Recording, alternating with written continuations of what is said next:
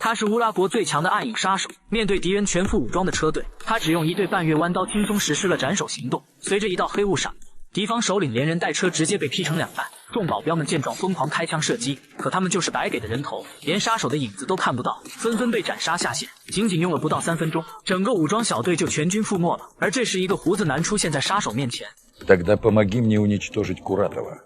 原来他们都是乌拉国的变种人。在美苏冷战期间，为了争夺世界霸权，苏联曾命一个叫尤里的博士研发变种人军团，并将其命名为守护者联盟计划。数以万计的活人因此丧命。然而，直至苏联解体，也仅仅只有4个变种人被成功研发，弯刀男就是其中之一。他的速度奇快无比，手持1对弯刀瞬间就能扼住敌人咽喉。胡子男是生活在亚美尼亚山区的巨石王，他能随意操控周围的所有岩石，将其变化成自己的武器和铠甲。还有藏匿在中西伯利亚森林里的金刚熊，变换兽人形态让他肌肉纵横，力大无穷。联盟中唯一的女英雄名叫幻影雨，她出生于有着3000多个自然湖泊的乌克兰，其能力是遇水可以化为无形。而时隔20年，4人再次被乌拉国军方召集，是因为尤里博士始终没有放弃统治世界的梦想。他偷偷研发了一种生化武器，其威力足以瞬间摧毁半个地球。他的行为被军方察觉，为了躲避抓捕，博士将实验室炸毁。可没想到在爆炸中自己被化学物质感染，变成了一个能操控机械的生化怪物。这个能力对博士的计划简直如鱼得水。为了阻止他的阴谋得逞